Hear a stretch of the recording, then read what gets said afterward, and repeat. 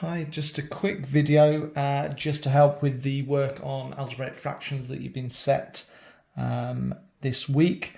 Algebraic fractions, if you can do normal numeric fractions, there's no reason that you can't then apply those rules to solving your algebraic fraction type questions. We're not going to go into all of the different types of questions. I've just got a few different examples that we're going to run through. A little bit to do with adding fractions, a little bit to do with simplifying fractions. Obviously, there's a lot more different type of questions we could go through in terms of multiplication, division, etc. as well. Just to recap, to start with our normal ways of solving fractions.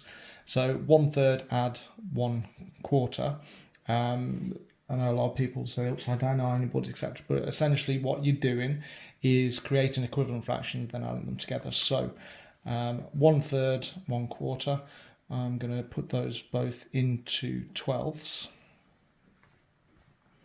So 1/3 is going to be 4/12. 1/4 is going to be 3/12. So I've got 4/12 add 3/12, which gives me 7/12. Very similar when we're going to subtract. We're just obviously going to, instead of doing the add there, we've done subtract, but similar, we're going to create equivalent fractions. So 5 and 11 means we're going to create equivalent fractions that are out of 55. 5 to 55 is multiplied by 11, so that's going to be 22. 11 to 55 times by 5, so that's going to be 15. So we've got 22 over 55, subtract 15 over 55, which gives me 7 over 55. So two really important methods to start with. We're then just going to look at our multiplication, multiplying fractions. 2 multiplied by 3 is 6. 5 multiplied by 11 is 55. We've then got 4/5 divided by 2/3. To divide a fraction, we multiply by the reciprocal. So that's 4/5 multiplied. The reciprocal means the numerator and the denominator switch.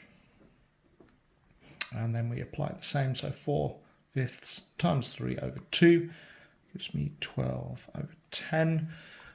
We can simplify that down to 6 over 5, which is the same 1 and 1/5. There obviously are other ways of doing this, but you've got to make sure you've got very solid knowledge when you're actually just working arithmetically with your fractions. The other skill that we need with algebraic fractions is being able to factorize. So x squared add x. What is the common factor there? Well, they've both got x in common. If we then take off and divide out that factor of x, we're left with x add 1. We can double check that works by expanding our bracket back out. X times x is x squared, x multiplied by 1 is x. Sometimes we're going to be factorizing a quadratic, so into a double bracket. So x squared add 6x add 8. I've only given us just an example with all positives here. Obviously there's lots of other types where you've got your negatives in. Make sure you can do all of the different types. So we're looking for two numbers that multiply to give us 8 and add up to give us 6. So that's going to be 4 and 2, x add 4, x add 2. Again, we can check by expanding that out. X times x is the x squared, 2x's, 4x's, and then 2 times 4 gives us the 8. So if we can do those skills there, we can then apply them to our algebraic fractions. So our first question here, obviously if you want to try these yourself, just pause the video, have a go, and then watch the working out. So a couple of different ways of doing this first one.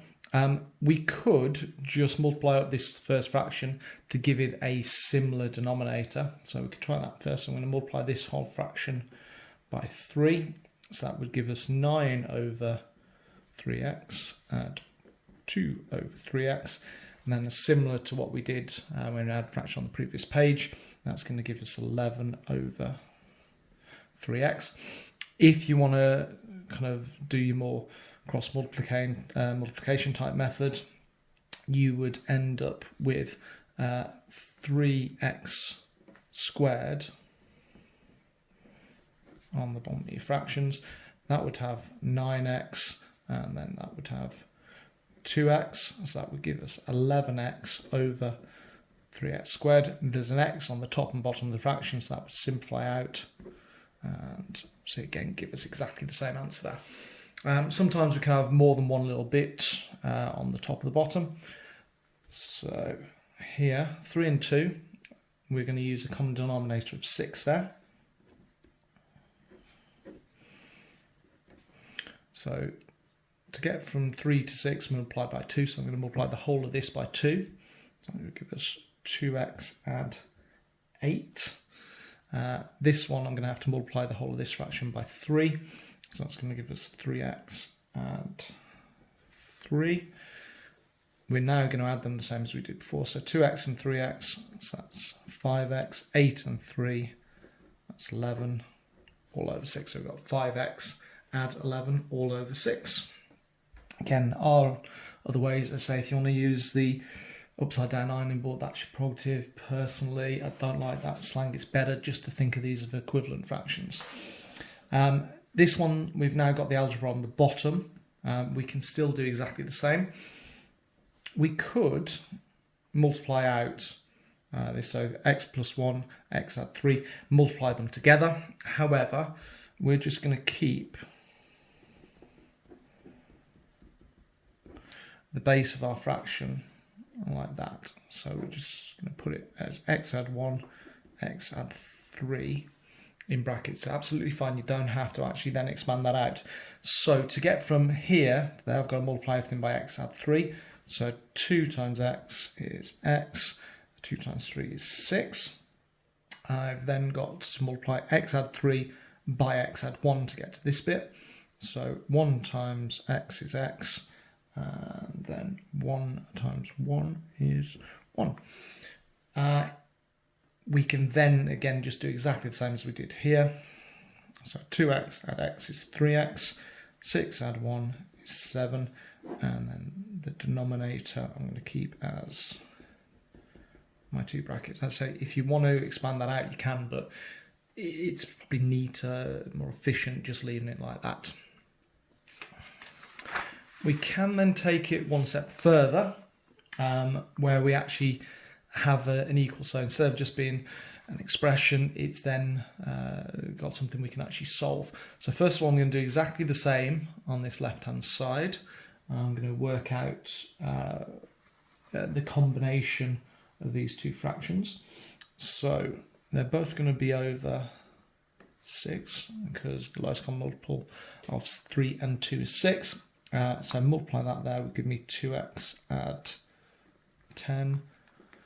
3 times the x add 1 gives me 3x add 3.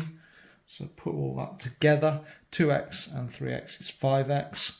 10 and 3 gives me 13 all over 6. And that's then going to be equal to the 8. So if I rewrite that out now, so we've got 5x add 13 over 6 equals 8. So now we've got to just try and solve our equation here. So to get rid of the divide by 6, we multiply by 6. So I get 5x add 13 equals 48. And then solve as you would with any other linear equation. Subtract 13 off each side. 5x equals 35. Divide both sides by 5. X equals 7. So I've just subtracted 13 and divided by 5. We can then double check that x does actually equal 7. If I put it back in, substitute back in up here, 7 add 5 is 12, 12 divided by 3 is 4, 7 add 1 is 8, 8 divided by 2 is 4, 4 add 4 is 8. That's why the answer is 7, because when you substitute 7 into your original, you get the correct answer. So that's all our add-in fractions section. Just a quick little bit looking at simplifying algebraic fractions. So sometimes you don't have to add them together or subtract them. You've just got to try and simplify it down, same as if you were simplifying down 15 over 20. Divide both by 5 because they've got a common factor of 5. That would give you 3/4. So what we generally have to do when we're simplifying these algebraic fractions is factorize out a common factor first.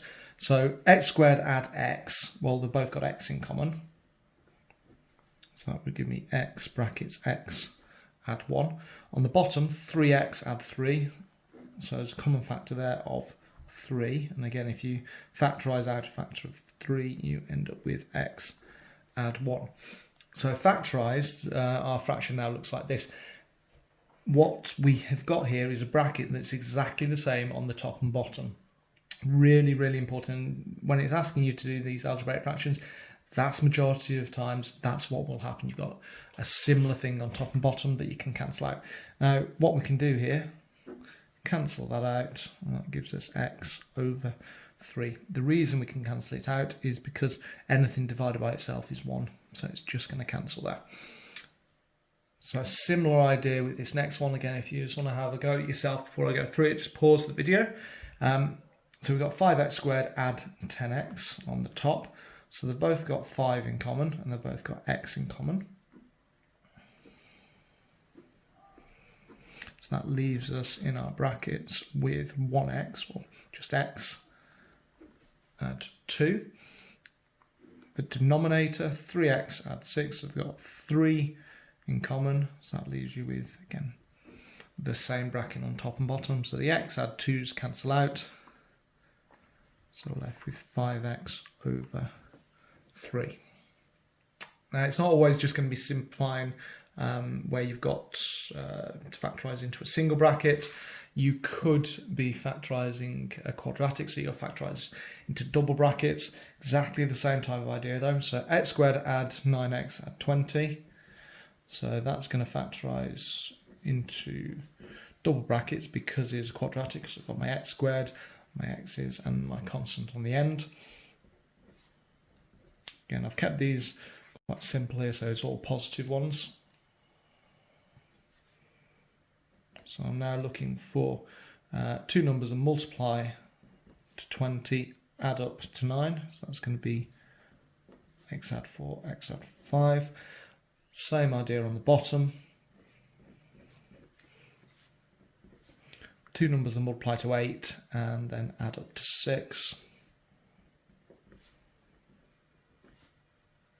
Are going to be 4 and 2. So we've got x add 4 on the top and on the bottom of my fraction. So therefore I've got x add 5 left as my numerator and x add 2 as my denominator.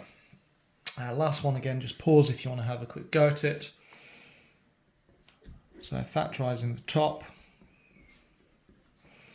Two numbers multiplying to 24, adding up to 10 is going to be 6 and 4.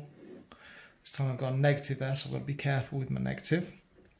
I know one of my brackets is going to be positive and one of my brackets is going to be negative, because the only way to get a negative number is multiply a positive by a negative. So two numbers that multiply to negative 12 and add up to 4. If I'm not sure about it, we just write down our factor pairs. So we can have 12 and 1, we can have 6 and 2, we can have 4 and 3.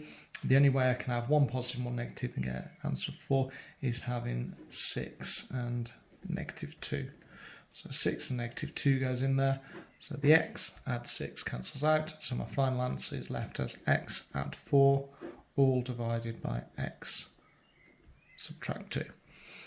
As said, there's lots of other types of examples where you throw negatives in when you have coefficient of the x squared of more than 1, etc., etc.